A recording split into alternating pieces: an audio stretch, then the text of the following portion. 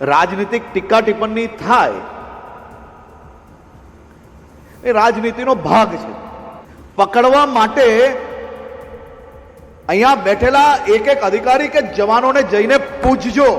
Police માટે તમારા મનની અંદર કોઈક અલગ ભાવના હોય, રાજનીતિ છે, તમે કરો, પણ આપણી આ એટીએસની ટીમે એકાતવાર નહીં, પાકિસ્તાનથી ઘૂસતા 75 થી વધારે પાકિસ્તાનીઓને પકડવાનું કામ કરનાર આ ટીમ છે.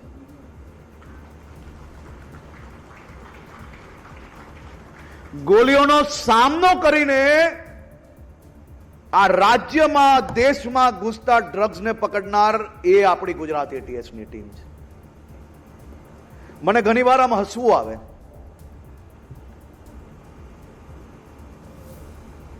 અનેક લોકો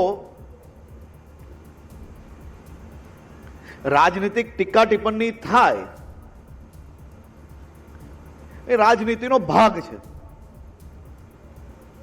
પરંતુ અનેક લોકો આમ ટીવીના પેલા કેમેરા દેખાય ને એટલે સૌથી પહેલા ગુજરાતમાં આટલું ડ્રગ્સ પકડાઈ ગયું. મારી તો અહીંયા બેઠેલા સૌ સિનિયર લોકો પાસે એટલી જ વિનંતી છે કે તમે સૌ લોકો તો અનુભવી લોકો છો. પકડવા જનાર આપણા અધિકારી કે આપણા જવાનોનું મનોબળ તોડતી વાતોને સાચા અર્થમાં જવાબ આપવાની જવાબદારી બી તમારા સૌ લોકોની છે. પકડવા માટે અહીંયા બેઠેલા એક એક અધિકારી કે જવાનોને જઈને પૂછજો. કેટલા લોકોએ પોતાના પરિવાર જોડે દિવાળીનો ત્યાગ કર્યો?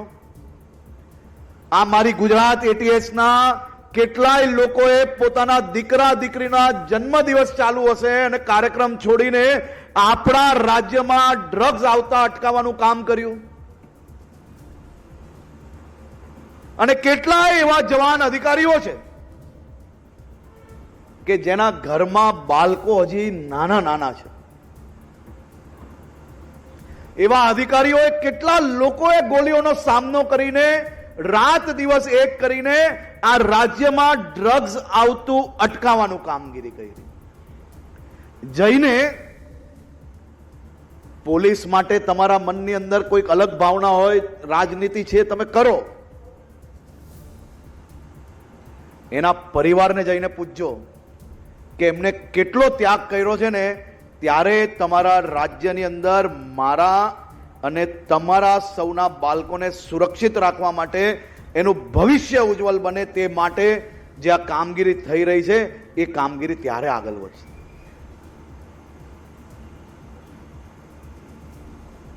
ક્યારેય કોઈ એવું વિચાર્યું છે કે ગુજરાતની જે આપણી સીમા છે ત્યાંથી તો આપણે પકડવામાં સફળતા પ્રાપ્ત કરી જ છે, પણ આપણી જ આ એટીએસ દ્વારા બંગાળના પોર્ટ પરથી બી ડ્રગ્સ પકડ્યું છે, પંજાબની જેલમાંથી બી નેટવર્ક પર્દાફાશ કર્યું છે, મહારાષ્ટ્ર, ઉત્તર પ્રદેશ, મધ્યપ્રદેશ, રાજસ્થાન, અલગ અલગ 14 થી વધારે રાજ્યોની અંદરથી ડ્રગ્સની ચાલતી ફેક્ટરીઓ, એના મોડેસ ઓપરેન્ડી, એના મોટા નેટવર્ક ધરાવતા લોકો, આવા અનેક લોકોને પકડવાની કામગીરી એ આપણી ગુજરાત એટીએસ દ્વારા, ગુજરાત પોલીસ દ્વારા કરવામાં આવી છે. સાહેબ, આ કોઈ નાની વાત નથી.